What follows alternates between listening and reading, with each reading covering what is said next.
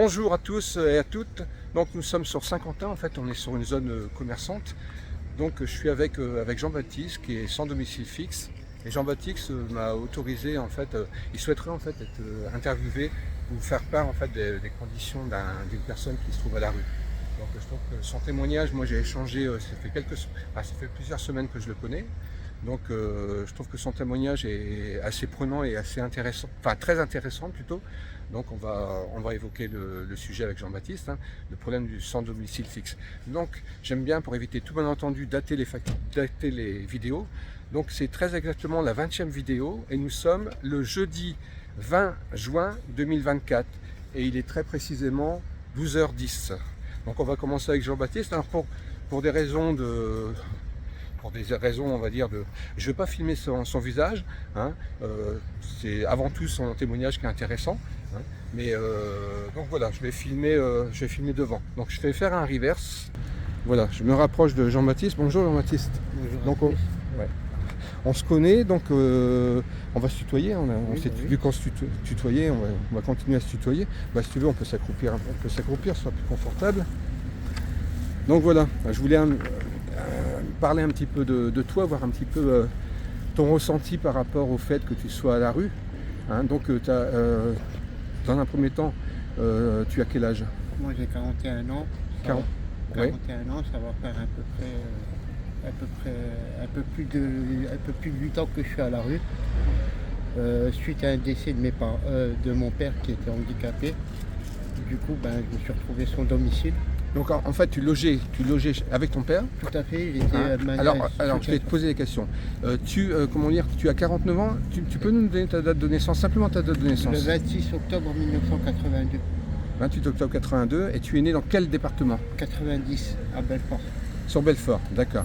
Et tu as eu quel parcours de vie en fait? Parce que tu m'avais indiqué que tu venais du Doubs. Tout à fait, oui, c'est le département du Doubs en fait. Du coup, tu étais où exactement dans le Doubs? Dans le Doubs, à Besançon exactement. Besançon, oui, d'accord. Ouais. Et j'étais soutien de famille par rapport à mon papa qui était vachement handicapé suite à un diabète, amputé et dialysé 3 fois par semaine. D'accord, tu étais en activité? Oui, je travaillais pour mon papa en fait. D'accord, j'étais à domicile en fait. D'accord. Mais auparavant, tu avais travaillé? Tout à fait, oui. J'étais palefrenier, j'étais à domicile, Tu as commencé à travailler à quel âge? J'ai travaillé à 16 ans. À 16 ans, d'accord. Tout à fait, par un apprentissage en boucherie. Et ton papa, tu t'es occupé de lui à partir de quel âge? À partir de 20 ans. À partir de 20 ans, d'accord. 20 ans, ouais. Et jusqu'à quel âge en fait? Jusqu'à mes 25 ans. D'accord. Ton papa, il avait besoin d'une personne en permanence. D'accord. Oui.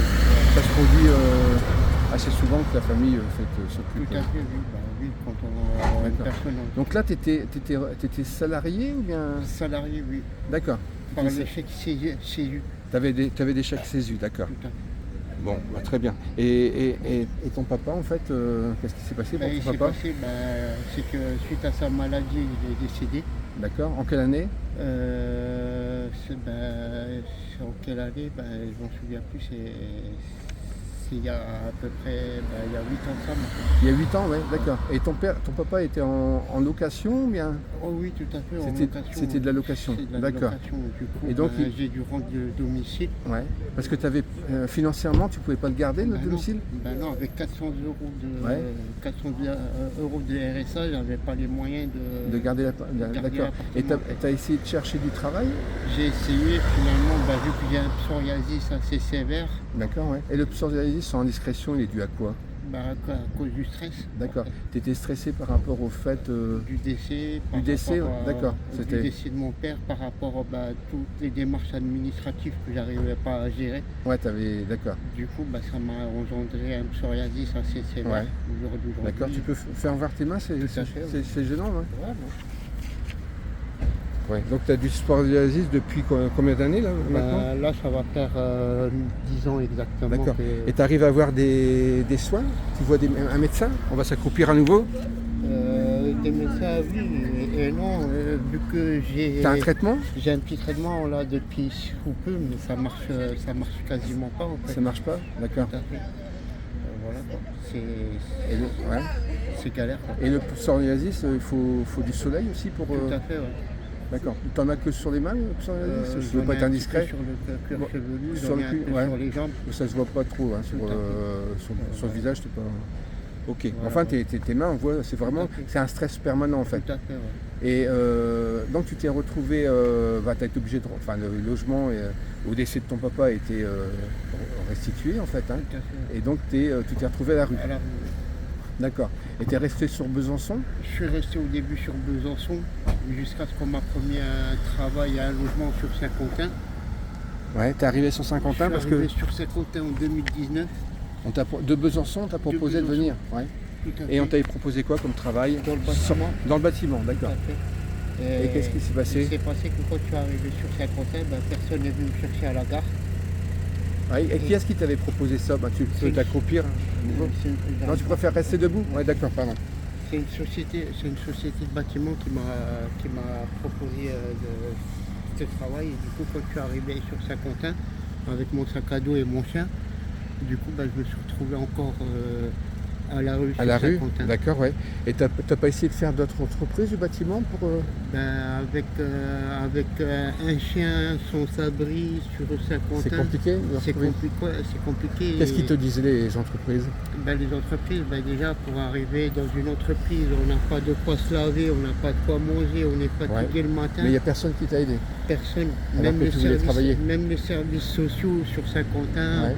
Tu t'es adressé à la mairie de Saint-Quentin? La mairie, je me suis même endormi avec une tente devant la mairie de Saint-Quentin. Ouais, et la maire, une sorte de... c'est un cercle vicieux en fait. Ouais. Ils aiment bien ici, ils aiment bien vous laisser dans la misère sociale. D'accord, ouais. Et donc, tu as été voir les services sociaux. Qu'est-ce qu'ils t'ont répondu, les Ils services m'ont sociaux? répondu, vous prenez votre chien, vous le mettez à la SPA pour pouvoir vous aider, sinon démerdez-vous par vos propres moyens. D'accord, Voilà la ouais. réponse des services sociaux. Il y a combien de temps de ça?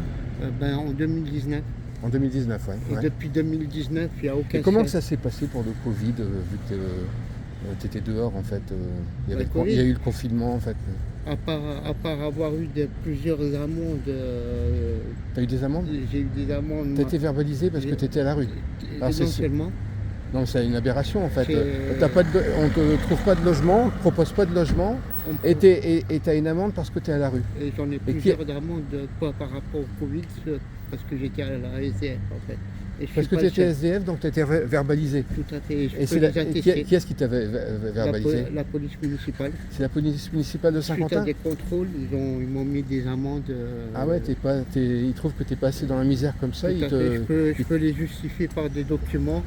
Ah, tu les as gardés, c'est bien? Je les ai gardés, je peux les justifier. Et puis, bravo Saint-Quentin. Tu sais que la devise de Saint-Quentin, c'est la ville qui vous sourit. Qu'est-ce que tu en penses?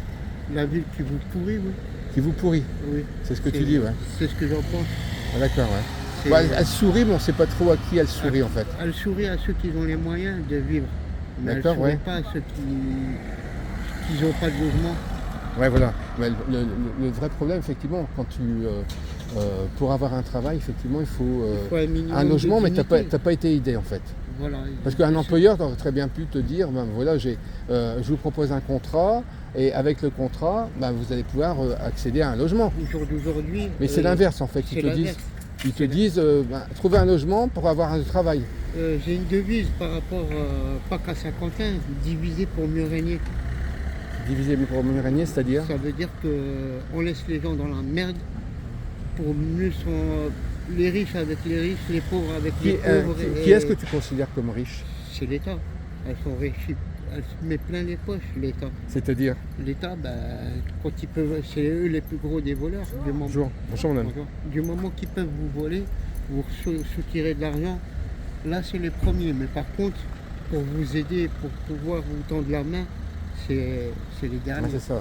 Mais tu as été combien de fois aux services sociaux à Saint-Quentin? Tu y étais plusieurs fois, je sais pas. Aujourd'hui, je me suis battu tout seul.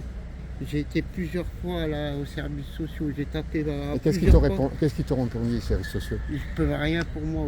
Aujourd'hui, si j'ai pu avoir un appartement... Il me semble que tu m'avais dit quelque chose, parce que quand on s'est rencontrés la première fois, je t'avais comme ça, en toute sympathie, j'étais un petit peu étonné je voulais savoir un petit peu ce qu'ils ont été pour toi.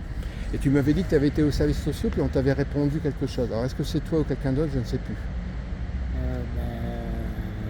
les services sociaux, ils m'ont tout simplement dit restez dans votre merde, Ouais. tout simplement. Bon, non, on moi, peut ça rien doit faire. être une autre personne qui m'a dit autre chose, donc je ne veux pas répéter si c'est pas toi. Hein, parce que après ce serait mal interprété et je veux surtout pas que ce soit mal interprété. Donc en fait, hein, tu peux me confirmer que rien n'a été préparé, c'est vraiment de Ah non, l'improvisation. tout à fait. Oui. C'est de l'improvisation. Hein. On avait absolument rien préparé. Comment dire, j'ai proposé en fait à Jean-Baptiste quand est-ce que c'est mardi. Tout à Mardi, je lui ai demandé s'il était intéressé pour une petite interview, pour permettre de savoir comment il s'est retrouvé à la rue.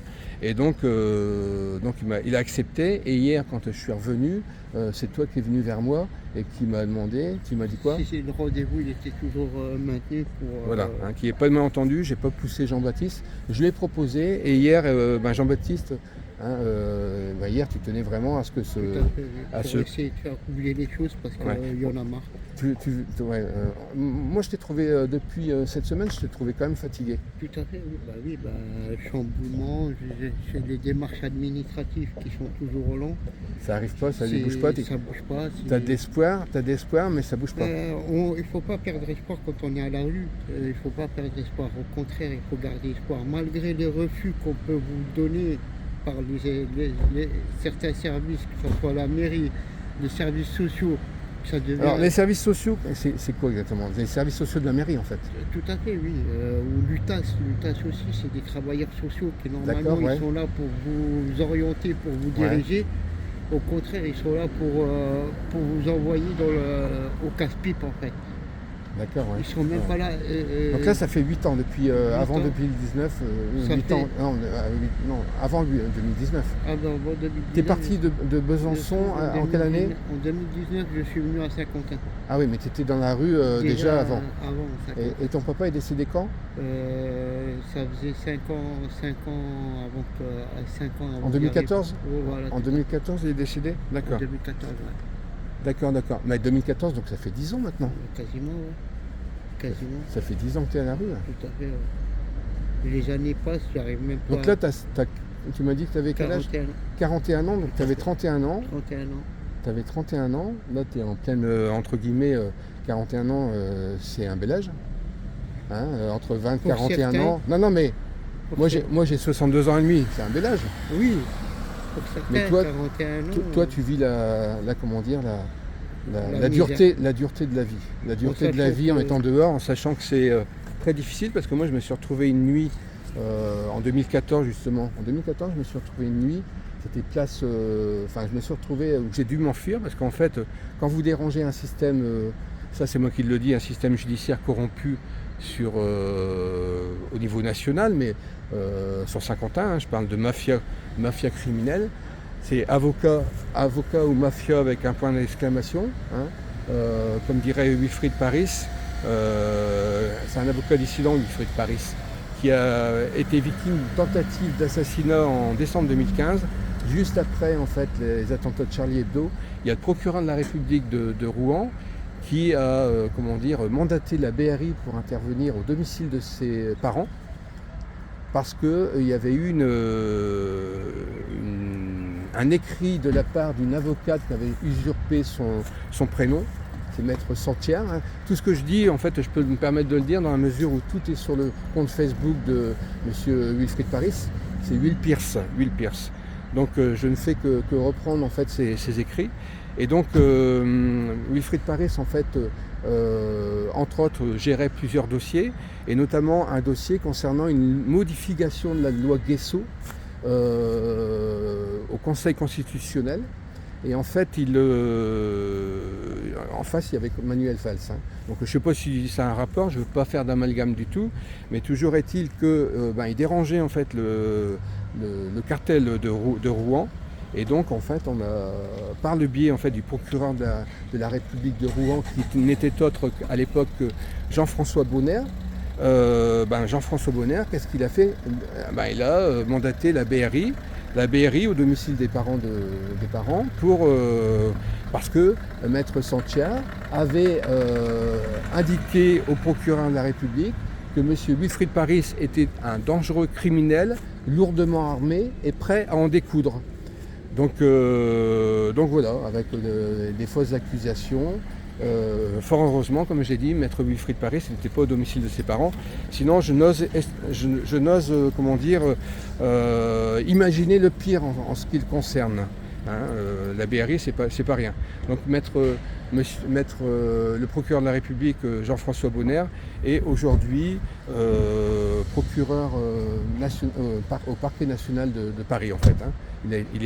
Tous les procureurs de la République, il faut savoir que tous les procureurs de la République sont nommés par la présidence de la République. Hein, alors qu'il y avait une loi qui avait été écrite en août 1790 où tous les magistrats devaient être élus par le peuple. Et en fait, cette loi n'a jamais été mise en place. Donc moi, je me suis retrouvé, je reviens pour revenir un petit peu à ta situation, j'ai failli me retrouver dans la même situation que toi. En fait, vu que je dérangeais, il n'y a pas 36 000 solutions. Soit on se débarrasse de la personne, comme ça a été le cas, comme ça a failli être le cas avec maître Wilfried Paris, c'est-à-dire une tentative d'assassinat. Il y a un lanceur d'alerte qui n'est autre que René Forné à Grenoble, qui a reçu une balle de flashball alors qu'il circulait en vélo sur le pont de Cessiné. Donc ce monsieur, fort heureusement, il s'est écroulé sur la chaussée, les pompiers sont venus, mais fort heureusement, il n'est pas décédé. Et les examens médicaux, IRM, ont démontré qu'il avait reçu en fait une balle au niveau de la tempe. Donc voilà, les lanceurs d'alerte qui dérangent. Et lui, ce René Forné, en fait, dénonçait en fait les mafias entre la police, le service immobilier et enfin, tout le système immobilier tout le système, une partie du système immobilier de Grenoble.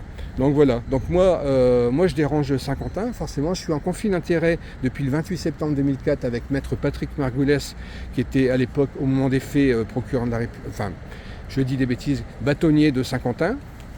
Donc 28 septembre 2004, je me suis rendu chez cet avocat, j'en ai parlé dans mes précédentes vidéos, donc là on est avec Jean-Baptiste, je vais arrêter avec ma petite histoire, simplement rebondir sur le fait que je dérangeais Saint-Quentin, notamment le milieu des avocats, le milieu des entreprises, hein. J'ai été témoin d'un abus de biens sociaux à la teinturerie de la Chaussée-Romaine en tant que comptable et gestionnaire de paye, et donc l'abus de biens sociaux a été commis par monsieur Philippe Rémy, qui n'était autre que le président directeur général de la teinturerie de la Chaussée-Romaine sur la zone de Rouvroy-Morcourt.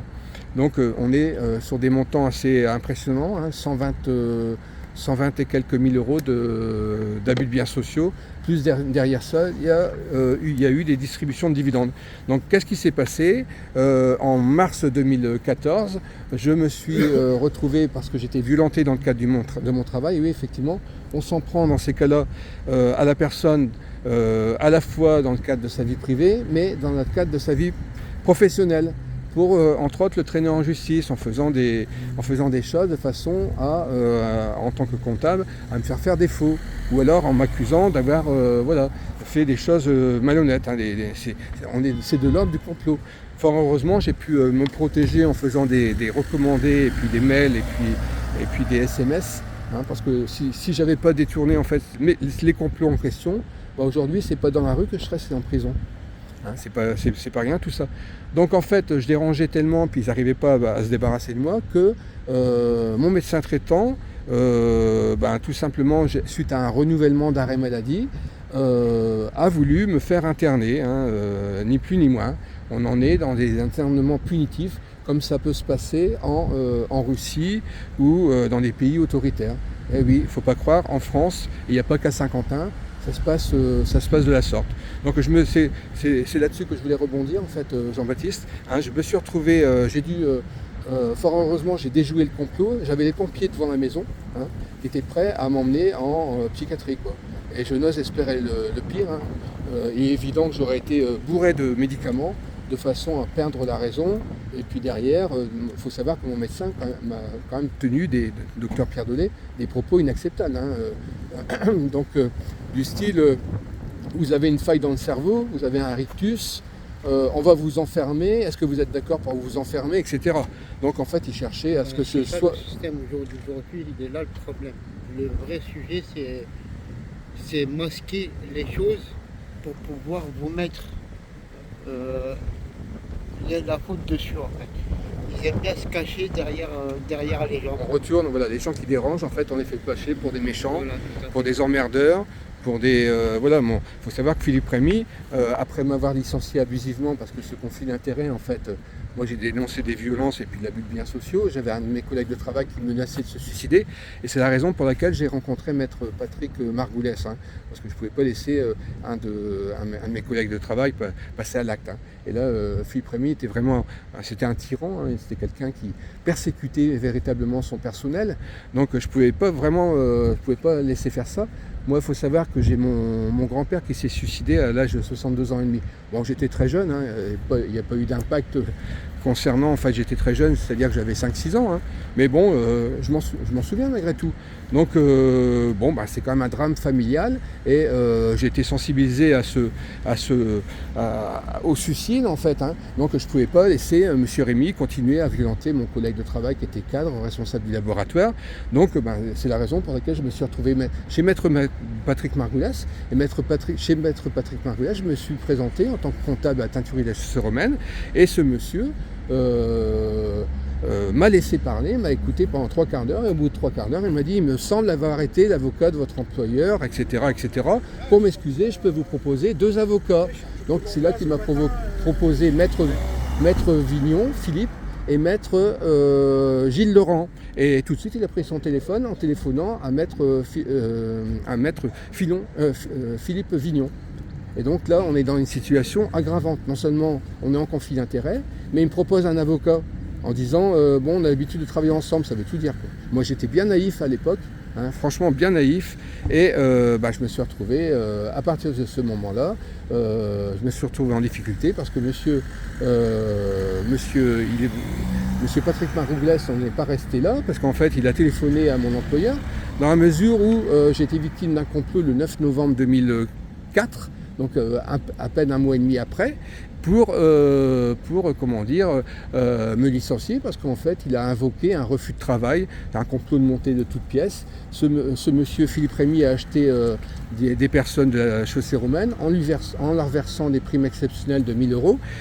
Prime exceptionnelle qu'il contestera. Néanmoins, j'ai toutes les preuves. Il ne savait pas que j'avais les preuves, mais j'ai les extraits de grands livres qui prouvent qu'il y a eu des primes de versées. Donc on va en rester là, si tu veux, par rapport à ça, mais simplement, je me suis retrouvé, j'ai dû fuir par rapport à l'internement punitif dont j'étais victime, j'ai vraiment eu très très peur, et donc je me suis retrouvé à Lille, je suis allé Grand Place à Lille, au parking souterrain, hein. J'ai garé ma voiture, et puis après je me suis débrouillé, comme toi. J'ai pas voulu utiliser ma carte bleue parce que j'avais peur d'être géolocalisé, hein. Et donc j'ai joué la prudence, et donc j'avais très peu d'espèces, hein. J'avais un chèque de 10 € de chèque vacances qu'il faut utiliser en une seule fois, et puis après je me suis trouvé comme toi, j'ai été obligé de demander des gens à la rue pour me nourrir. Donc c'est vraiment difficile. Hein, du jour au lendemain, on est plongé dans un cauchemar, on se retrouve à la rue, et là il faut gérer. Et je vais laisser la parole à Jean-Baptiste, mais c'est pour vous dire que moi je me suis retrouvé au mois de mars, donc au mois de mars c'est pas encore les grands froids, il faisait frais, j'étais avec un blouson en cuir, mais j'avais pas grand chose en dessous de blouson, un pantalon, etc., hein, habillé de façon assez légère. Et je me suis retrouvé en fait dans la nuit, alors j'ai passé sans dormir, hein, la nuit dans le parking de samedi à dimanche, et il s'est trouvé que la nuit du dimanche au lundi, je suis sorti pour uriner, hein, je n'urine pas dans les parkings souterrains, et en fait en rentrant, tout était fermé, la porte s'est refermée derrière moi, et la porte d'entrée principale était fermée. Et donc j'ai dû passer une bonne partie de la nuit, parce qu'en fait il était 2h du matin, donc je me suis retrouvé confronté en fait au milieu de la nuit, c'est-à-dire je me suis retrouvé avec des gens, mais sur l'île il y a ils sont très nombreux en fait les gens dans la rue, hein. Donc il y a des gens qui viennent vous aborder, c'est pas vraiment sûr, on a peur que des fois ce sont des gens qui sont alcoolisés. C'est pas du tout ton cas, toi, je t'ai vu acheter une bouteille de jus de fruits là avant quand je suis arrivé, hein, toi, tu es quelqu'un de très sobre. C'est un monde où si vous commencez à sombrer dans la drogue ou l'alcool, déjà que c'est une situation assez critique. Si vous tombez encore dans l'alcool ou la drogue, c'est encore pire. Voilà. C'est pour ça que j'essaye de Ouais, garder mon esprit le plus simple Ouais, voilà. possible. Comment dire, La t'avais vie une n'est vie, pas- la vie n'est pas- t'avais une hygiène de vie à la base, Tout à fait. que J'ai t'as essayé de garder. as voulu garder cette hygiène de vie, c'est-à-dire ne pas plonger comme malheureusement certains font, hein, forcément. Quand tu es dans la rue, c'est très compliqué. Et forcément, si on propose une bière, Je dis pas que j'ai pas testé de boire, j'ai pas testé de me droguer, j'ai testé comme tout le monde. Mais j'ai remarqué que c'était tu as testé, pas c'est-à-dire qu'on t'a proposé qu'on en m'a fait. proposé, j'ai testé. Qui est-ce qui te propose par exemple Les gens de la rue. Les gens de la rue, Je me des suis jeunes mélangé, Des jeunes, des moins jeunes des plus anciens que moi. Des gens qui sont dans la rue en fait déjà. Des gens qui sont dans la rue et qui m'ont dit que tu vas réussir à oublier ton mal-être. Ah oui, d'accord. On va oublier quoi? La journée, le ton de la défense, et le lendemain, c'est revenu. C'est vrai qu'il y a des gens sur Saint-Quentin qui sont vraiment dans un état très critique. Hein. Il y a un jeune, je pense qu'il a une quarantaine d'années, mais il en paraît 20 de plus. J'ai l'impression de voir The Revenant avec DiCaprio. C'est-à-dire qu'il est vraiment dans une situation, toi tu as un pantalon, tu as une veste, tu te tiens droit, tu as les épaules, tu as la tête bien haute, tu as les épaules en arrière, mais ce monsieur il est complètement voûté. Oui, je ne sais pas si tu le connais. Je ne peux pas donner les prénoms. Non, mais tu le connais de vue. Je connais pas mal. Il a la barbe et tout. Moi, on le voit partout dans Saint-Quentin. Il fait des kilomètres et des kilomètres. Et je pense que ce monsieur, il n'a pas sa raison. Hein. Je pense qu'il est dans son monde. Non seulement, et puis la schizophrénie qui rajoute par la santé des gens. Ouais, voilà, l'usure. Alors moi, je suis resté, j'ai passé 2 nuits en fait, hein, en partie dans ma voiture. Donc, mais dehors, je suis resté 3-4 heures. Mais 3-4 heures, je peux t'assurer qu'au mois de mars, il faisait frais. Et qu'est-ce que j'ai fait? Je me suis rapproché d'une bouche de ventilation pour me réchauffer. Et franchement, j'ai pris conscience, je l'avais déjà pris conscience bien avant, parce que moi, durant mon service militaire, j'étais chasseur alpin. Donc le froid, je connais, hein, je n'ai pas spécialement peur du froid, mais à partir du moment d'être correctement vêtu. Hein. Et il m'est arrivé de louper mon TGV, parce qu'à l'époque, en 82, moi, mon service militaire, je l'ai fait en octobre 82. Et donc le TGV avait du retard, donc entre la gare de Lyon puis la gare du Nord, il y a eu, il y avait qu'une demi-heure, et il m'est arrivé de louper mon train vers 23h, donc de passer la nuit sur Paris, au départ à la gare, après dans un café, mais le problème c'est que les cafés ferment, et donc de rester 2 heures dans Paris, 2 heures dans Paris, 2 heures dans Paris à marcher, c'est pas évident, hein, parce qu'il y a aussi de l'insécurité, etc. Okay. Donc toi, tu vis au quotidien, en fait, dehors. La violence des gens, le mépris. Ouais. La vie le mépris pas, de qui de tout le monde. Le mépris des gens qui vous regardent de travers, qui vous disent même pas bonjour. Ouais. De certaines catégories sociales qui vous haient, en fait, qui vous regardent même pas, qui cherchent même pas à vous dire bonjour. En fait, on vous regarde pas parce qu'on n'a pas envie de vous donner d'argent. C'est même pas question d'argent, j'en ai rien à foutre moi de l'argent. D'accord. Je suis pas là pour l'argent, je suis là ne serait-ce que dire bonjour. Ouais, c'est ça, ouais. Le contact humain. On est isolé, on n'a plus de contact humain, on n'a plus rien du tout. Mais tu as des amis, je suis venu hier pour faire... J'avais une amie, mais c'est une amie de rue. Ouais, d'accord, une amie de rue. Mais hier, c'était l'amie qui était là hier, en fait? Oui, c'est une amie d'accord. de rue. Oui, c'est dans les mêmes conditions. Mais cette dame, elle veut, comme toi, en fait, trouver du travail. Hein. Trouver un abri, trouver de quoi Parce qu'en fait, il faut dire une chose, c'est que Jean-Baptiste, il s'est retrouvé à la rue, mais Jean-Baptiste veut travailler. Tout à fait, hein. Je cherche à travailler, je cherche à m'en sortir, je suis pas quelqu'un qui s'en fout de la société, je veux devenir comme quelqu'un. Ah voilà, t'es quelqu'un. Moi, je suis allé vers toi, je serais pas allé vers toi si vraiment tu avais eu une attitude particulière. Voilà, hein, on voyait que tu avais sourire. On a échangé quand même à plusieurs reprises. Je t'ai dit que tu avais quand même la pêche, hein, malgré que je te trouve un peu fatigué là, depuis 2-3 jours. C'est normal. Pourquoi tu es fatigué en fait? Qu'est-ce qui s'est passé? En fait, il s'est passé que voilà. Des refus peut-être? Des refus psychologiquement, ça casse une personne. Ouais, c'est ça, c'est les refus. Quand on va toquer à porte à porte. Tu t'attendais en fait à avoir de l'aide et t'as un refus en fait. T'as un refus de qui alors? De la société. Non, mais pour avoir un logement. Pour avoir le logement, je l'ai eu par Alors, mes propres moyens. alors le logement, tu m'as dit que oui, quand on J'ai s'est rencontrés, réussi. tu m'as dit que tu allais peut-être avoir un logement. Donc là, le logement, tu l'as eu. Je l'ai eu. Donc là, tu as un toit. J'ai un toit grâce à moi, grâce à Et tu t'es rapproché de qui pour avoir le logement? de personnes, grâce à moi-même, parce que j'ai mis de l'argent de côté avec l'argent de la manche pour pouvoir payer ce qu'il y avait payé, la D'accord. caution, T'as un compte banque? J'ai un compte courant. T'as un compte courant, ouais. Ouais. Que je viens d'ouvrir, Ah ouais, parce que ouais. j'étais interdit bancaire suite à des conneries que j'avais fait. Mais si j'aurais pas fait le nécessaire, moi, de mon côté, sans l'aide de services sociaux. Alors tu m'as dit que tu étais né à Belfort. Hein. Tout à fait, oui. À Belfort, tu es né en région parisienne. Belfort, non, Belfort dans... Ah non, non, le territoire de Belfort, pardon. C'est dans le 90, à côté du Doubs. Ah oui, c'est très connu, excuse-moi. Ah, ouais. Non, je sais pas pourquoi je confondais peut-être avec, je dis des bêtises, peut-être avec Maison Alfort, ou des choses comme ça en région parisienne. Donc excuse-moi. Ouais, c'est une région où je connais pas. Moi, je vais plus dans le sud-ouest ou à l'ouest, dans l'ouest en fait. Hein. Bon, le Doubs, je connais un petit peu. Hein. Le Doubs, la région Rhône-Alpes, mais sur Belfort, j'y suis jamais allé. D'accord, ok. Donc voilà, tu es né à Belfort et puis tu as fait tes études à Belfort. Tout à fait, et après, Ouais. voilà, Alors tu me disais en fait, je te demandais en fait là par rapport au fait de manger, hein, j'avais remarqué qu'il te manquait des dents, et donc tu m'avais dit quoi en fait par rapport à ça? Comment que ça se fait que tu as perdu des dents? Suite à la rue, j'ai été victime de T'avais toutes tes dents avant? J'avais toutes mes dents, j'ai été victime de violence parce que j'étais à la rue. De violence de la part de qui en fait? Par d'autres SDF. Ouais, c'était où C'était dans quelle ville? Besançon. Sur Besançon, ouais. Et du coup, j'ai été attaqué à coups de batte de baseball. Du coup, il me reste 3 dents. Il te reste 3 dents. En fait, ils t'ont cassé toutes tes dents, mais ta mâchoire était cassée là. Non, elle était bien amochée, mais elle n'était pas encore cassée. Et alors, il y a quelqu'un? C'était la nuit? C'était la nuit, je dormais.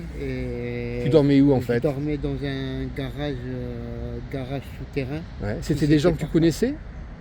Oui, mais je n'ai jamais été interpellé en fait. Tu les fréquentais pas ces gens-là? Non, non. Et ils se sont acharnés sur toi, pourquoi? Ils se sont acharnés parce que je faisais ma manche tout seul, que je ne fréquentais personne. Ah oui. Justement pour pas tomber dans l'alcool et la drogue. Ouais, c'était pas... Et du coup, vu que j'arrivais à mettre de l'argent de côté, Ouais, tu rangeais, tu faisais partie des gens de la rue, mais tu vivais pas comme eux. Voilà, c'est ça. D'accord. C'est un monde assez spécial là. Ouais, c'est violent la nuit. C'est pire que violent. Ouais. Même pour une femme, aujourd'hui on voit des femmes dans la rue, je peux vous garantir qu'il y a des viols, il y a des agressions. Ah oui, ça c'est sûr que... on a déjà vu des reportages où effectivement il y a une dame là justement, j'étais sur lundi, j'ai filmé Laurent, hein, c'est Laurent qui m'a interpellé en fait.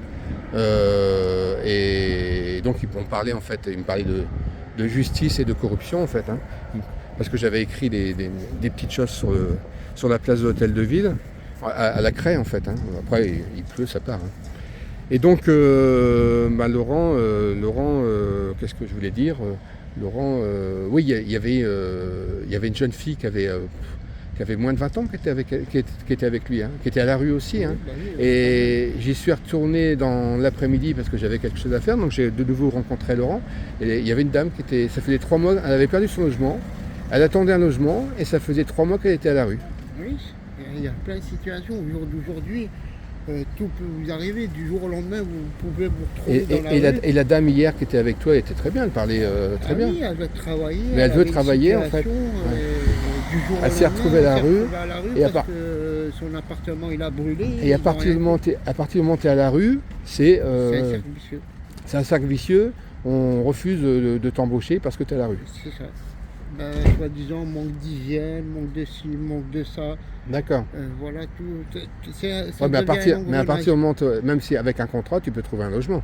Avec un contrat, oui. Mais logiquement, les services sociaux sont là pour aider les personnes à sortir de la rue. Tout à fait, mais. Qu'est-ce que tu en penses de ça?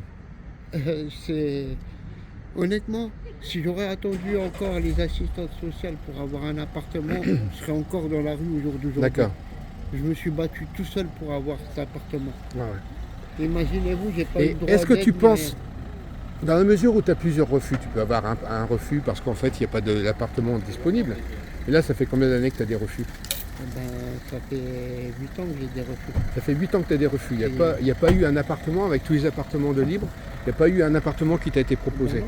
Ben non, on préfère aider des étrangers qui viennent d'Ukraine en leur donnant le RSA, le service, la sécurité sociale, tous les services qu'un Français peut prétendre. Et aujourd'hui, moi, Français, je ne peux pas prétendre Alors, à ces... Ça, c'est vrai que c'est un vrai sujet de société. Moi, je ne veux pas faire d'amalgame par rapport à tout ça. Je ne veux pas faire d'amalgame par rapport à tout ça. Mais néanmoins, on est quand même... Enfin, moi, c'est moi qui me pose la question. Qui me suis posé la question quand même, malgré tout. Parce qu'en fait, le fait d'avoir des gens dans la rue, forcément, on te remarque. Non, mais on te remarque. Quelque part, les gens se disent, mince, il y a des gens dans la rue. Et nous-mêmes, on peut se retrouver dans la rue. On n'est pas à l'abri de se retrouver dans la rue. Alors, est-ce que c'est pas quelque chose de volontaire? J'entends de la part de l'État. Si, c'est volontaire. C'est volontaire. Tu penses que c'est volontaire, mais tu penses que c'est volontaire? Tu peux en dire un peu plus par rapport à ça? C'est quoi l'intérêt en fait pour l'État? Leur intérêt, c'est diviser pour mieux régner, comme je l'ai dit. Diviser pour mieux régner, ouais. Pour mieux régner, c'est se couvrir sur... et peut-être pour s'enrichir, moi je dirais. Pour s'enrichir, pour dire, voilà, il y a plus bas que nous, voilà, on a la chance. Alors moi je vais en dire un peu plus par rapport à ça, si tu permets, en fait. Hein. Alors les gens vont se poser la question, comment peut-on s'enrichir au détriment des SDF, des sans domicile fixe? Alors c'est tout. Il y a une voiture qui est en train de manœuvrer, donc il y a un peu de bruit. Alors moi c'est très simple en fait. C'est très simple. Pendant qu'on regarde les gens dans la rue, Jean-Baptiste, pendant qu'on regarde les gens dans la rue, tiens, je vais filmer tes pieds, voilà. Là, Jean-Baptiste, il essaye de tenir le coup, il essaye de résister, il attend de trouver. Il a 41 ans, hein, il est jeune, hein, il voudrait travailler en fait. Hein. Parce que ça fait déjà 10 ans qu'il est dans cette situation. Hein. Donc là, à 41 ans, tu es quand même dans la force de l'âge. Et toi, tu as toute l'énergie pour travailler. Qu'est-ce que tu aimerais faire en fait comme travail? Ce qu'on me propose. Ouais, ce qu'on propose, ouais. Je prends. Tu prends, ouais, d'accord. Je prends, je suis quelqu'un de dynamique, qui aime bien qui est sociable, qui aime bien travailler et qu'aujourd'hui, on ne me donne pas. C'est pas une situation que de rester dans la rue tout à fait. Et puis d'attendre en fait d'avoir quelques pièces pour acheter une bouteille de jus de fruits et puis de quoi manger. Puis en plus de ça, tu manges souvent des repas froids en fait. Tout à fait. Il n'y a pas le choix. T'as pas le choix. Hein. Il n'y a pas le choix. Parce que manger des sandwichs, c'est bien. Manger des sandwichs, mais manger des sandwichs tous les jours. On n'a pas le choix. Quand on n'a pas de gazinière pour faire chauffer. Bah oui. Voilà. Et moi je me vois pas manger un sandwich tous les jours, hein, à force sera le bon. Hein. Il faut bien manger. Ouais, il faut bien manger pour vivre. Pour vivre. Je suis d'accord avec toi. C'est de la survie, c'est plus. Voilà, pour moi, c'est aujourd'hui, je suis là, c'est. T'as l'instinct de survie. T'as l'instinct de survie. C'est pas pour. T'as l'instinct de survie, mais pour t'en sortir. Pour m'en sortir. T'as pas envie de sombrer. Je veux dire, t'as les épaules bien droites. Tout à fait. T'as la tête bien droite. T'as la tête bien remplie. T'as envie de travailler, mais personne ne t'aide. Voilà. Personne ne t'a aidé au niveau de Saint-Quentin, des services sociaux. Je ne fais que répéter.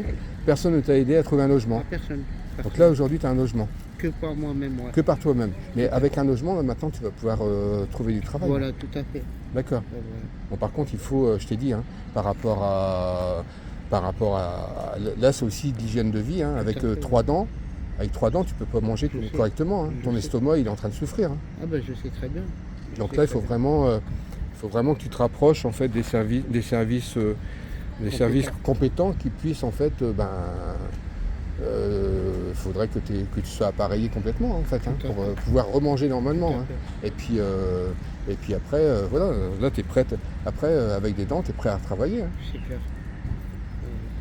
Donc pour en revenir au fait qu'il y ait des gens dans la rue, en fait, hein, pendant qu'on regarde en fait les gens dans la rue, les gens se disent on a de la chance, on a un logement, puis on est au chaud, etc. Hein. Donc pendant ce temps-là, quand les gens voient des gens dans la rue, ils se disent on a de la chance. Et pendant ce temps-là, ils ne contestent pas et ils ne voient pas les vrais problèmes. Et les vrais problèmes, moi je peux vous dire, les vrais problèmes, ils sont bien réels. C'est-à-dire qu'il y a une grande partie en fait de la classe politique qui est corrompue en fait. À l'origine, je vais vous expliquer ça en 2 mots. L'État est corrompu. L'État est corrompu. Donc tout le système est corrompu. Les banques jouent un rôle important en fait. Parce que qu'est-ce qu'elles ont gagné les banques, notamment les assurances, quand les cotisations sont élevées, hein, elles brassent des milliards et des milliards, elles encaissent des milliards et des milliards. Par contre, c'est des assurances. Dès lors qu'il faut indemniser, là il faut payer. Il faut payer. Mais pour ne pas payer trop, à partir du moment où les avocats sont corrompus, hein, je peux parler de moi en ce qui me concerne ma maison, il y avait 130 000 € de malfaçon et encore c'était pire que ça en fait. Hein. Il y a eu des actes de sabotage commis par l'entreprise de bâtisseurs à Cambrai et puis M. Alain Alliot, hein, c'était des représailles en fait. Hein. On a tout fait pour faire en sorte de me pourrir la vie dans ma vie privée, ma vie professionnelle. Donc il y a l'affaire en fait de la maison, hein, une maison qu'on a fait construire en 2007-2008. Donc il y a eu du sabotage volontairement, absence de fer pour relier le radier au sous-sol en fait. Hein. Donc la maison, il n'y a aucun fer, mis à part le fer. Comment t'expliques ça? Ils ont oublié tous les fers, ils ont pensé qu'au fer qui était obligatoire, la prise de terre. Parce que la prise de terre, on peut pas s'en passer. Hein. Donc c'est quelque chose de volontaire. Et l'affaire en fait, mes chers voisins, que j'ai appelé mes chers voisins, c'est une surélévation des terres. Et là vraiment on est dans le cadre de la spoliation. On a failli perdre notre maison là en 2022. En 2022 on a fait l'objet en fait d'une extorsion de fonds, hein, avec des sommes qui sont quand même importantes. Hein. Je ne vais pas rentrer dans le détail, mais 6 185 € et 15 500 € plus des intérêts. Et 15 500 € représentent un prêt en fait. Hein.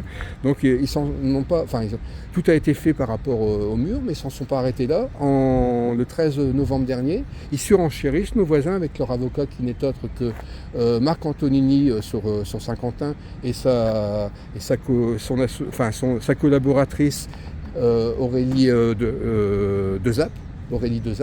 Hein. Ces gens-là, qu'est-ce qu'ils font? Ils pratiquent la spoliation de biens pour s'enrichir. Hein. Ils pratiquent l'extorsion de faux pour s'enrichir. Et ils le font comment? Ils le font avec un expert judiciaire corrompu qui n'est autre que Christian Roussel de Doulan. Donc la corruption. À l'époque, pour la maison, expert judiciaire, Bernard Marron, corrompu. Sa copine bien, Christophe Donnette, avocat mandaté par la Massif.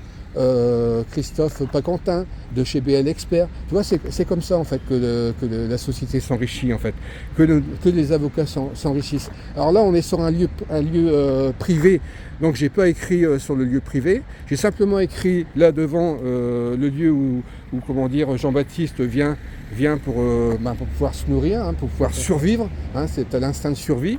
Et donc là, une fois qu'on aura fini la vidéo, hein, je vais demander un petit seau d'eau et puis on va tout effacer. Parce que c'est vraiment là, tout ça a été écrit en fait pour que vous puissiez bien comprendre en fait que Jean-Baptiste, c'est quoi? C'est un homme, hein, c'est un homme qui est debout, c'est un homme qui a envie de travailler, c'est un homme qui a envie qu'on le respecte. C'est un homme qui veut vivre, qui veut profiter de la vie, et en fait on l'a empêché, on l'empêche de travailler, on l'empêche dans le premier temps d'avoir un logement, on l'empêche de travailler, et donc c'est la raison pour laquelle moi j'ai utilisé, j'ai 50 noms de domaine en fait, hein. J'ai un site qui s'appelle maisonnonconforme.fr que j'ai créé en septembre 2013, et j'ai 50 noms de domaine qui sont rattachés en fait, qui permettent de basculer en fait sur mon site Maison Non Conforme. Et donc là j'ai écrit deux choses en fait. Je suis www, hein, je suis envie.eu, hein, Jean-Baptiste il est en vie. Pour l'instant il est en vie. Hein, mais quand on est dans la rue, c'est pas évident de rester en vie parce qu'il y a toutes les insécurités. Hein. Jean-Baptiste aurait très bien pu être tué parce que tu me disais qu'il y avait à peu près combien? Il y a eu plus de combien de personnes? Enfin, il y a eu combien de personnes qui t'ont agressé Ils étaient 8 sur moi. Ils étaient 8, Ils étaient 8 personnes. 8 ouais. personnes, vous imaginez 8 personnes. Ben oui, c'est ça le monde de la rue. Hein. Quand vous êtes agressé par 8 personnes, vous n'avez aucune chance. Et comment que ça se fait qu'ils sont partis, ils se sont arrêtés, il y a quelqu'un qui est arrivé Là, ils m'ont pris mes affaires. Ils t'ont pris tes affaires? Et puis moi, je me suis retrouvé à l'hôpital. Voilà, Sans rien. voilà, tu étais hospitalisé combien de temps? J'ai été hospitalisé plus de 2 semaines par rapport à ma mâchoire. 2 semaines. Mais tu as eu tes dents cassées, donc derrière, on t'a pas proposé de te mettre un appareil? Financièrement, je ne pouvais pas aller voir le dentiste pour pouvoir... Non, mais financièrement, il n'y a pas d'aide quand c'est comme ça? Tu n'as pas de la CMU? J'avais pas de CMU à l'époque. Ah, tu n'avais pas la CMU, d'accord. Voilà. Du coup, D'accord. le temps que ça se mette Mais là, en place et tout. Là, ça fait quand même depuis, tu m'as dit, c'était en quelle année, là, les dents cassées, ça va faire l'agression? 8 ans, là. 8 ans que tu as été agressé. C'est, Donc ça fait 8 ans que tu manges avec 3 dents, quoi. Tout à fait, ouais. Ah, c'est difficile de manger avec 3 dents. Hein. C'est franchement impossible. Et le deuxième, c'est je ne suis pas un chien.fr. Hein, Jean-Baptiste, qu'est-ce qu'il veut? Il veut de la considération, en fait. Hein. On est De la des considération. humains avant tout, Et on puis, a des méchants. un logement, bon, là, un logement, il a un logement, mais il n'a pas de gazinière. Comment tu fais pour te faire à manger? T'as quoi? T'as un lit? Tu vis comment? Sur un matelas, je dors Il sur un matelas. fait quelle superficie le logement? 40 mètres carrés. Ah, il fait 40 mètres carrés, 40 donc tu as mètres des carrés, pièces. j'ai- T'as une pièce ou j'ai, t'as une pièce, une cuisine? une cuisine, Une salle de bain. Une pièce et une salle Et de tu me bain. disais quand tu as eu ton appartement, là, ça fait combien de temps que tu as ton appartement? Là, ça va faire 15 jours que j'ai mon 15 jours. appartement. Et puis tu me disais que tu as été dans la salle de bain, que tu t'es mis dans la baignoire. J'ai failli m'endormir dans le bain. Tu as failli t'endormir dans le bain. Hein. Ça Ouais. m'a... T'avais de l'eau chaude? tout à fait, ouais. Ah, t'avais de l'eau chaude, ouais, d'accord. Ouais, là, t'as vraiment. Là, qu'est-ce qui t'est venu à l'esprit en fait quand tu as pris ton. T'as eu quel sentiment? De bien-être? De bien-être, j'étais reposé. Voilà. Enfin, déjà, Tu étais de nouveau chez. Tu avais un logement, tu étais chez toi. Je me suis dit enfin quelque chose qui se débloque. Ouais. Alors qu'est-ce qui te manque chez toi? Il te manque une gazinière, il te manque manque quoi? Des meubles? T'as un lit? de tout. J'ai juste un matelas et puis un petit frigo. T'as un J'ai réussi matelas? Tu l'as eu comment ton matelas? par des dons de personnes. D'accord, ouais. Mais comment que ça se passe? En fait, il y a les restos du cœur, etc. Tu te rapproches d'eux pour avoir de la nourriture? Ils sont, comme on revient, ils sont encore plus corrompus que nous. C'est-à-dire? Moi je sais pas, je te pose la question pour la première fois. Là. Ils vous demandent vos revenus, machin. Il faut justifier le revenu, mais ils voient pas que tu n'as pas de revenu, que tu n'es pas à la rue. Ils s'en foutent, ils vous trient. C'est-à-dire qu'ils refusent de te donner? Ils ont leur tête. Non, mais ils te refusent de te donner? Oui. La banque alimentaire, normalement la banque alimentaire, quand ils viennent chercher... c'est pire que je croyais. Non mais les restos du cœur te donnent rien? Ils ne donnent rien du tout, ni resto du cœur, ni rien du tout, sinon je ne serais pas là en train de faire la manche pour manger. Donc tu peux compter que sur toi, puis sur l'aide de personnes qui te donnent de l'argent. Les services sociaux, tout ça, c'est tous le même système. Tous corrompus, je peux même pas avoir une aide financière ou une aide alimentaire. Alors tu dis corrompu. Ils sont tous corrompus. Non mais attends, tu dis corrompu par rapport à... Parce que moi j'ai employé le mot corrompu, mais ça c'est quelque chose qui vient de toi là. Certains bénévoles, quand vous te voyez... Qu'il n'y ait pas de malentendu, ça vient de toi. Tout à fait, quand je peux vous dire que certains bénévoles qui travaillent à la Croix-Rouge ou à la Banque Alimentaire ou au Secours catholique ou quoi que ce soit, quand vous les voyez repartir avec des sacs de nourriture que normalement ça devrait être... C'est des bénévoles. Et que c'est des bénévoles et qu'ils n'ont pas... Tu les vois partir, les gens, ces gens-là? Et quand vous les voyez repartir avec des sacs de courses que normalement ils ne devraient même pas y avoir... Et toi, ils te refusent. Que moi, ils me refusent. Eux, ils ont un salaire ou alors ils sont retraités. Et puis toi, tu n'as pas d'argent. C'est là que je me dis, le système, il est bien corrompu. Moi, j'ai rien du tout, on me laisse dans ma merde et eux, ils ont et on leur donne encore plus. En fait, j'ai réfléchi en fait ces derniers jours en fait par rapport à cette situation en fait des sans domicile fixe et vous êtes les victimes de la société. De la société. Enfin, ça je le savais, mais vous êtes même pire que ça, victime du système judiciaire et victime de l'État en fait, l'État qui fait rien pour les sans domicile fixe. La preuve, on va nettoyer Paris là par rapport aux JO. C'est-à-dire nettoyer Paris, nettoyer tous les SDF, tout ça, ouais. Pour que les caméras puissent plus filmer. Alors, t'arrives à t'informer un petit peu, quoi? Oui. T'arrives à t'informer comment?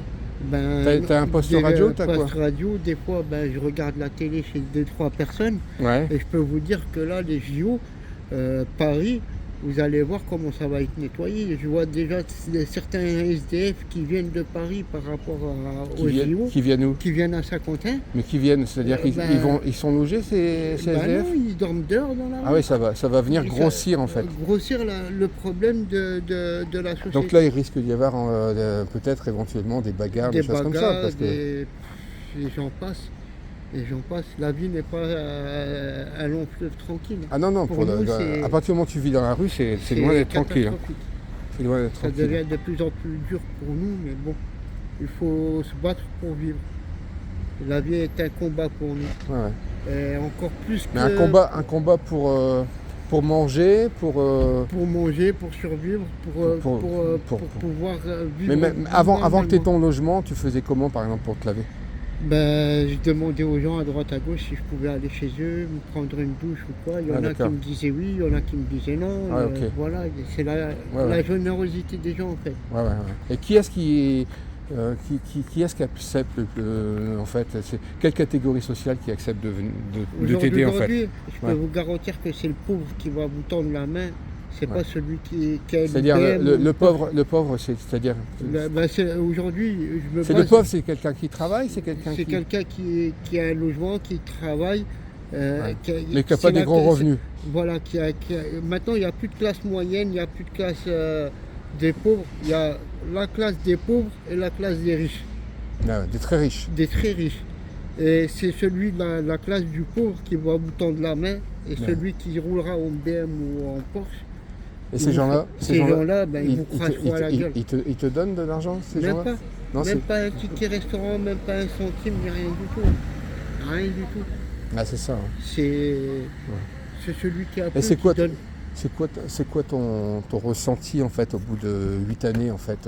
Mon ressenti? Ton ressenti, c'est quand même une frustration permanente que d'avoir des refus. Merci beaucoup, Merci madame. Mon ressenti, c'est que on rend le système aux riches plus riche qu'il est. C'est tout ce que je vois. Et le pauvre, on s'en fout, on lui crache à la gueule. Aujourd'hui, vous avez beau gagner un SMIC, avec un SMIC, vous ne pouvez pas vous en sortir. Vous ne pouvez rien faire avec un SMIC. 1200 euros. À partir du moment où tu as payé ton loyer, les assurances, les charges fixes, et qu'après il faut effectivement se nourrir. Si t'as avec une famille, ça dépend du nombre de personnes. Surtout que la nourriture coûte très cher. Il faut avoir au moins un minimum 2000 euros pour pouvoir tout dépend du nombre de personnes encore. Tout à fait, et encore. Si vous êtes seul, il faut minimum 2000 euros pour vivre. Imaginez-vous. Mais toi, les 2000 euros, t'es loin du compte. T'es loin du compte. 530 euros de RSA.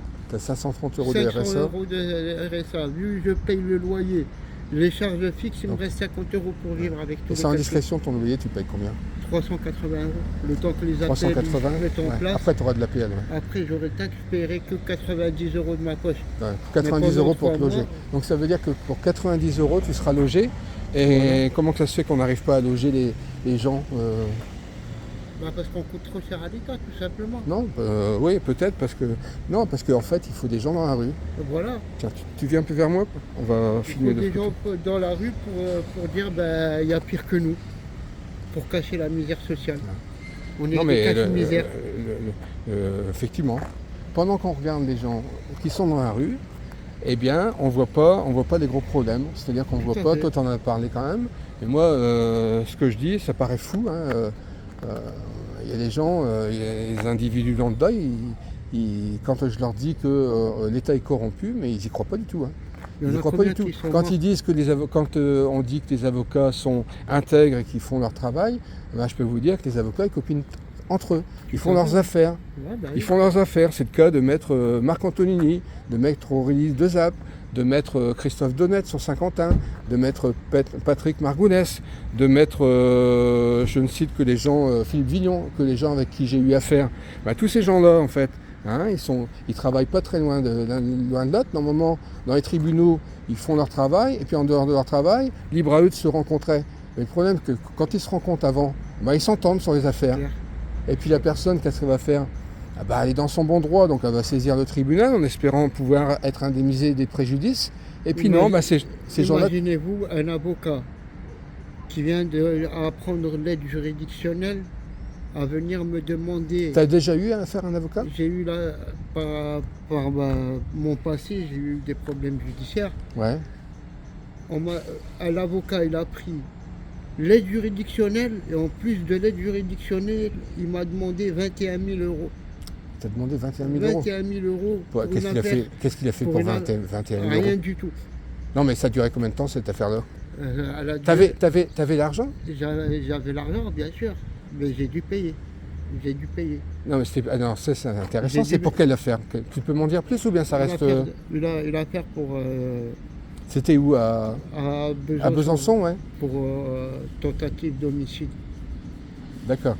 Et j'ai dû payer l'avocat 21 000 euros en plus de l'aide juridictionnelle. D'accord. Et t'avais quel âge? J'avais 19 ans. D'accord. Et je ne veux pas rentrer dans des histoires comme ça, mais en fait, il t'a demandé, mais 21 000 euros, ça a duré combien de temps cette opération, cette affaire-là? Ça a duré 3 mois. Pour 3 mois, il t'a demandé 21 000 euros? 21 000 euros que j'ai payé. Il a travaillé combien de temps sur ce dossier? Il a été 3 mois, le temps que ça passe au Non, mais jugement. oui, mais 3 mois, mais ça représente combien d'heures, combien de jours de travail? Il m'a rien dit. Rien du tout, il m'a rien dit. Il a pris les juridictionnelles. T'as les factures et tout? Je les ai plus parce que tu n'as plus les factures? J'étais à la rue. Bonjour. Vous allez bien? Bien, et vous? Bonjour. Bon, on est en train de faire un petit reportage sur Jean-Baptiste. Voir un petit peu ses conditions, expliquer un petit peu comment ça fonctionne. Et puis après, on va donner un petit coup de seau pour nettoyer. Là, c'est pour l'histoire du film. Oh non, il n'y a pas de souci, hein, vous inquiétez pas. C'est pour l'histoire du film. Il n'y a pas de souci. Mais bon, regardez ce qui a été écrit. Ouais, vous pouvez lire. C'est je suis en vie.eu et je ne suis pas un chien.fr. C'est un site. Vous pouvez aller sur le site. C'est vrai, c'est un vrai lien? Ouais, c'est un vrai site. On aura l'occasion d'en parler. Ouais, il n'y a pas de souci. Allez, bonne journée. Merci, bon après-midi. merci. Merci, au revoir. Bon après-midi. Oui. Comme quoi, le système, il est bien corrompu, quoi. Non, mais 21 000 euros. 21 000 euros, il m'a pris pour une affaire qui avait 3 jours d'assises. Il s'est bien enrichi, quoi. Ah sur le dos d'un pauvre, ouais. Parce que Non, mais c'était l'héritage de mon grand-père, en fait. Il a tout pris. Il a tout pris. C'est l'héritage de mon Voilà, grand-père. un exemple, voilà, on prend tout, il y a de l'argent à faire, il y a une affaire, l'avocat il fait un grand sourire à Jean-Baptiste, il a fait des grands sourires. Ah là, il m'a fait plus qu'un sourire. Là, il m'a fait plus qu'un sourire. Ah bah oui, là tranquille. Hein, Et en plus, il me les a pris en espèces. Il me les a même pas pris en chèque, il me les a même pas pris tac. Pourquoi tu as accepté de payer en espèces? Quand on a 19 ans et qu'on a fait une connerie, Ah ouais, il t'a fait une facture? Il m'a fait une facture. Ouais, mais enfin, après la facture, il m'a demandé de payer en espèces. La facture, il en fait ce qu'il veut en fait, après. Oui. Il fait une facture, puis après il a surprime. Ouais, oui. Puis c'est 21 000 euros d'espèces, il ne va pas la laisser la facture.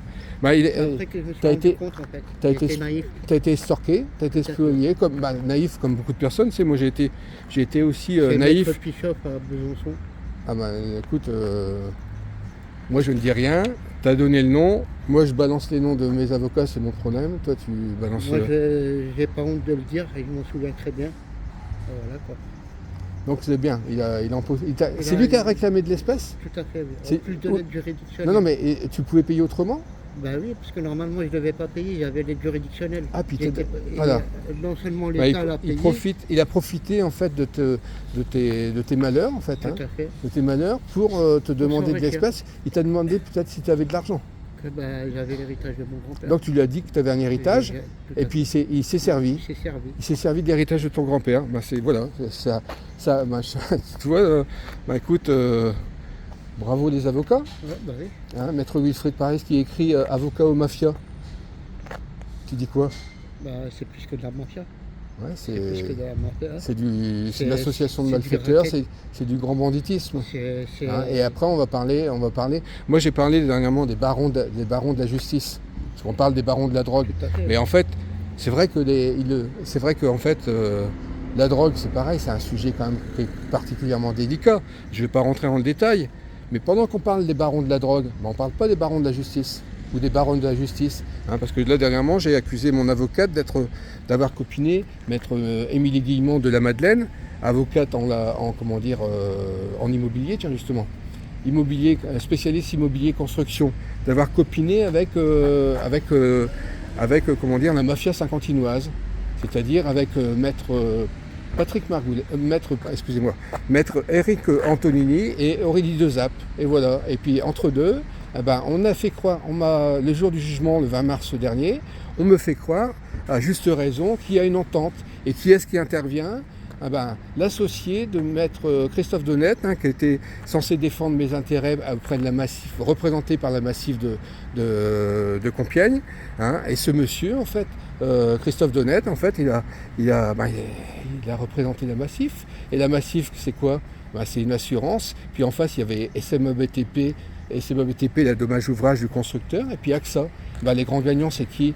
C'est SMA BTP, et puis AXA, qui n'ont pas eu besoin d'indemniser. Donc ils ont gagné 130 000 euros minimum, sans compter qu'il fallait reconstruire la maison parce qu'il n'y a pas de fer. Ils ont gagné beaucoup plus. Alors c'est François Ratage, c'est un écrivain en fait de Nice, c'est un ancien ingénieur qui est en retraite, il a un peu plus de 70 ans, et il a été victime sur Nice en fait des mafias criminelles de Nice. Suite à une place de parking, c'était quelque chose qui devait se solutionner en deux coups de fois rien. Et en fait, il s'est aperçu que le système était complètement corrompu. Et donc, il a écrit une 50aine de livres. C'est une personne qui a des talents, de multiples talents, notamment pour l'écriture, mais également pour l'illustration. Donc, il a écrit une 50aine de livres sur la corruption, les suicidés de la justice. Et oui, ça, il faut savoir qu'en France, il y a 9 000 à 12 000 suicides par an. C'est pas rien. Et la question que je me pose, c'est parce que là, il n'y a pas de statistiques, on sait qu'il y a à peu près un peu plus de 3000 décès sur la route, d'accidents victimes de la route, que ce soit les voitures, les piétons, mais on ne connaît pas le nombre la répartition des suicides et les raisons des suicides. Combien pour la justice. Il y a 2 ans, je ne sais pas si ça te parle, il y a une personne, je l'ai appris par les médias, mais ils en ont pas fait étalage. Il y a une personne qui s'est immolée par le feu sur la place de l'Hôtel de Ville. Alors quand tu t'immoles par le feu, quand tu te mets le feu, c'est un message qui est lancé. C'est un message qui est lancé à la ville de Saint-Quentin. À la ville de Saint-Quentin. Tout à fait, parce qu'il était à la rue aussi. Non, pas forcément à la rue, mais il s'est passé quelque chose. On ne sait pas ce qui s'est passé. La vraie histoire, c'est que le gars, il n'avait plus de quoi manger, il n'avait plus rien du tout. Tu connais l'histoire ? Oui. Ah, tu connais l'histoire ? C'est un très bon ami à moi. Ah oui, alors c'est quoi en fait ? Je sais pas du tout. La personne, C'était quoi ? C'est une personne qui était à la rue ? C'est une personne qui était à la rue, elle n'arrivait même plus à subvenir à ses besoins. Il a subi de la violence. Il avait quel âge ? Il avait une quarantaine d'années. 40 ans, ouais. Il a été détruit par la vie, par l'alcool. Ah oui, c'est intéressant. Moi, j'ai bien fait d'en parler. Il en avait marre, il est parti à l'hôtel de ville. C'est dramatique. Il s'est allumé. Voilà, c'était il y a 2 ans, je pense, non ? Tout à fait. C'était l'été, je crois. Tout à fait, l'été. Il s'est aspergé d'essence, ça ? Il s'est aspergé d'essence, il s'est allumé. Ouais, Et ça, ils n'en parlent pas. Ouais, ils en ont parlé, mais pas trop. Je crois qu'il y a l'hélicoptère qui était venu. Tout à fait, oui. Il n'est pas mort tout de suite, en fait. Pas mort tout de suite, il est arrivé à l'hôpital. Une quarantaine d'années, en fait. Ouais. Ah oui. Voilà, on s'occupe pas des... Voilà, c'est un suicidé. Tout à fait. C'est un suicidé. On ne s'occupe pas des pauvres, on s'occupe de son pognon, de son fric. Non, mais encore une fois, on s'en occupe pas. Pourquoi ? Parce que il faut, c'est de la société. Moi, ça me fait penser aux misérables. Aux misérables, forcément, misérables. Mais à l'époque, on est en 2024. Mais les misérables, c'est encore en 2024. Comment ça se fait qu'il y ait des gens dans la rue, des gens qui réclament comme ça, à manger dans la rue ou quelques pièces pour pouvoir acheter de l'eau, à se boire un café ou bien qu'est-ce que tu fais en fait bien. Avec l'argent que tu as, qu'est-ce que tu fais en fait essentiellement. Moi, c'est essentiellement de la nourriture. De la nourriture aussi pour mon chien parce que j'ai un chien. Ouais. C'est quoi comme chien ? C'est un petit staffy. D'accord, ouais. Et du coup, il a quel âge ? Il a 5 ans. Ouais. Du coup, Tu viens pas avec ton chien ? Non, je viens pas parce qu'il me refuse l'accès à chaque fois parce que on me dit que c'est un chien d'attaque, que normalement c'est pas un chien d'attaque. Ah oui, d'accord. Et généralement les... Hier, la dame était venue avec ses 4 chiens. Tout à fait, oui. Et puis j'aime pas que mon chien il soit muselé. Ah d'accord, ouais, je Voilà, comprends. puis il n'est pas là pour faire la manche, pour profiter de mon chien pour la générosité des gens. Ouais, ouais. C'est pas moi, Tiens, tu te rapproches, on va filmer un petit peu là. c'est pas ma vie.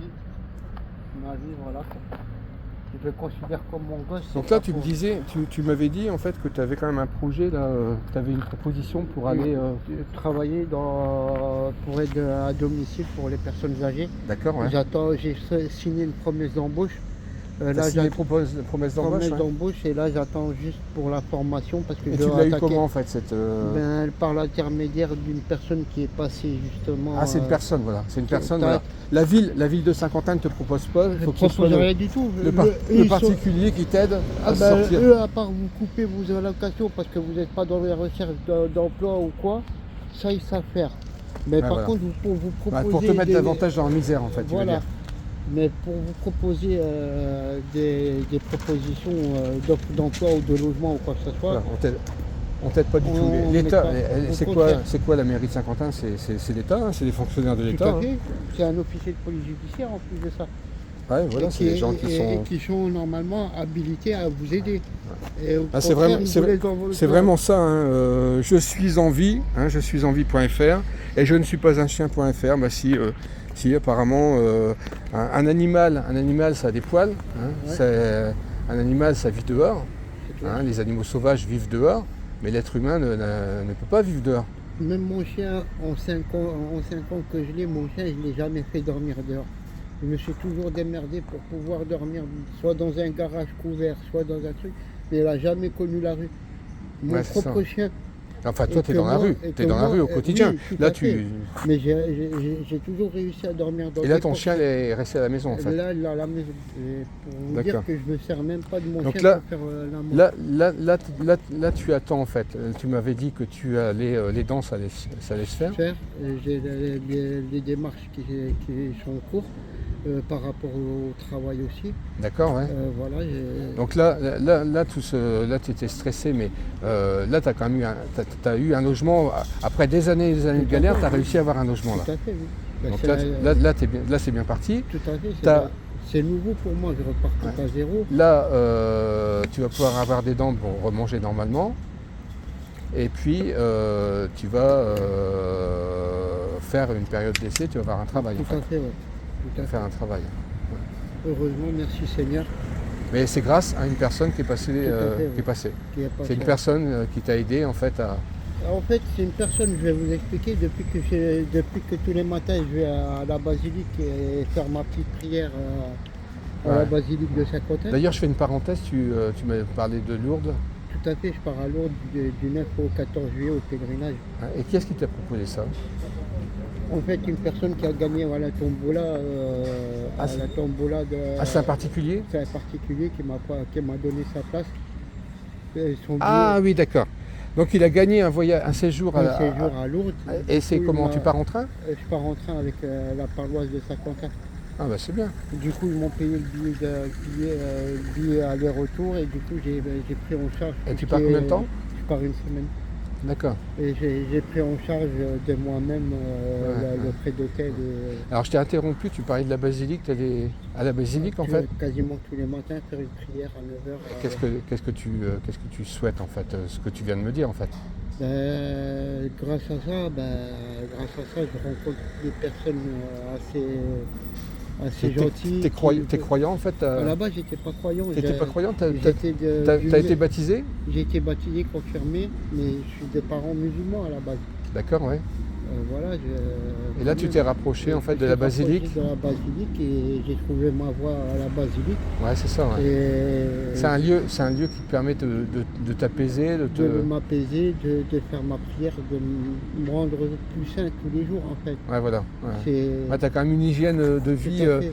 tu essayes de maintenir une hygiène Tout de à vie fait, mentale oui, en parce fait. que- Hein, parce par que rapport à ton mental, c'est tu, ça. tu ne consommes pas d'alcool, tu ne consommes Mais pas de de produits drogue. stupéfiants et voilà, tu vas dans un lieu qui te fait du bien en Tout fait. à fait, Entre oui. autres la basilique, c'est vrai que la basilique est magnifique. Hein. Oui, bah oui. Ouais, ouais, ouais. Il y a- Qu'est-ce que tu peux nous dire de plus Là, moi, On j'ai est à fait- 1h09 d'enregistrement. moi, j'ai fait le tour. Voilà quoi. Hein. J'ai fait le tour et tout ce que j'ai à Mais dire, qu'est-ce que- c'est Si tu avais quelqu'un à remercier aujourd'hui, ce serait Merci. qui? Ou des personnes à remercier. merci, Ou- merci déjà à ceux qui vous disent bonjour, qui me disent bonjour. Ouais. Surtout. Pas forcément qui me donnent une pièce ou Ouais, quoi. ouais. C'est ne De la- serait-ce c'est que de la- déjà ce que tu apprécies, une c'est bonne- d'avoir une de importance, la considération, en fait, Voilà. d'être Ne considéré serait-ce comme que- quelqu'un. Ne serait-ce que c'est celui qui me dit bonjour mais qui me Ouais, donne c'est pas ça, une hein. pièce. T'es pas, comme j'ai écrit ici, tu n'es pas un chien. Voilà, tout à fait. Tu n'es C'est pas les un per- chien. Comme j'ai fait connaissance avec vous, vous êtes venu la première fois, vous m'avez même pas donné de pièce, vous êtes venu, vous m'avez dit bonjour.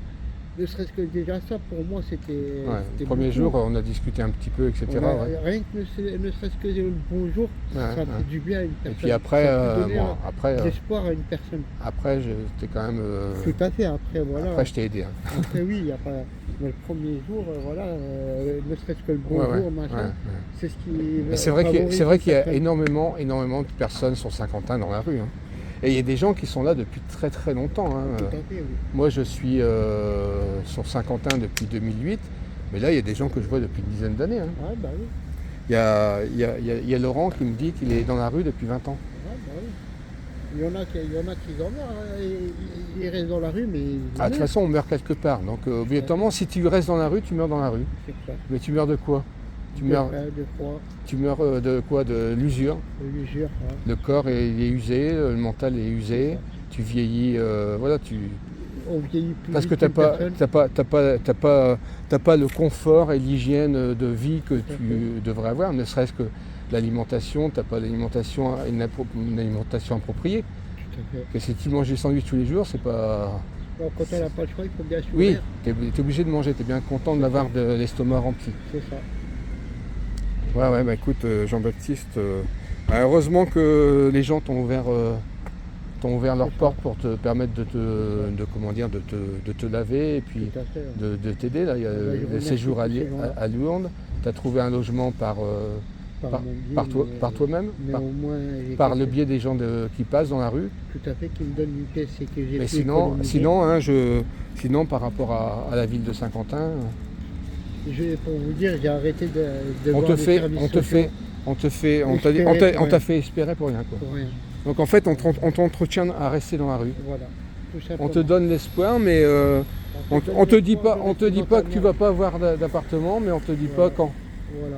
On Et le te problème- donne l'espoir de rester dans ta merde, tout simplement. Désolé de l'expression, mais c'est le ressenti que j'ai eu avec les services sociaux, avec la mairie, avec pas mal de monde. Ouais, et tu ressens quoi en fait par rapport à tout ça?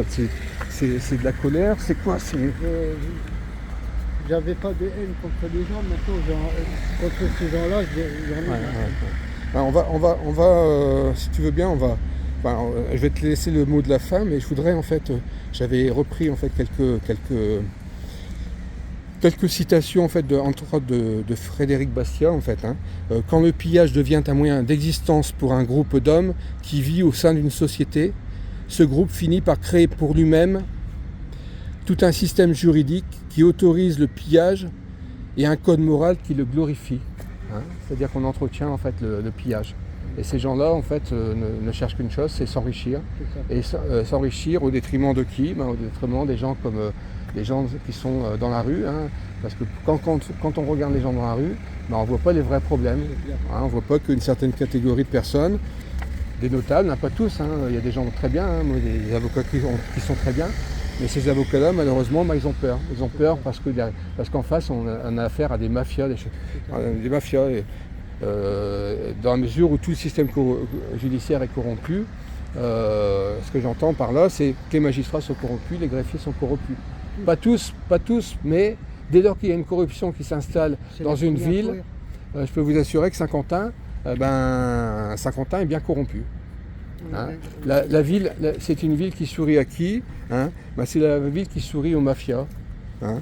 Mais elle ne sourit pas, elle n'a pas souri à Jean-Baptiste en fait. Hein. Jean-Baptiste est obligé de se débrouiller tout seul. Hein. Et après il y a Maximilien Robespierre. C'est intéressant cette situation, Jean-Baptiste, écoute. Hein, Robespierre, je ne sais pas si tu connais. C'est aux classes fortunées que vous voulez transférer la puissance. Hein, c'est au moment de la Révolution. Hein. vous voulez diviser la nation en 2 classes, dont l'une ne sera armée que pour contenir l'autre. C'est ça. C'est tout à fait ça, hein. C'est tout à fait ça.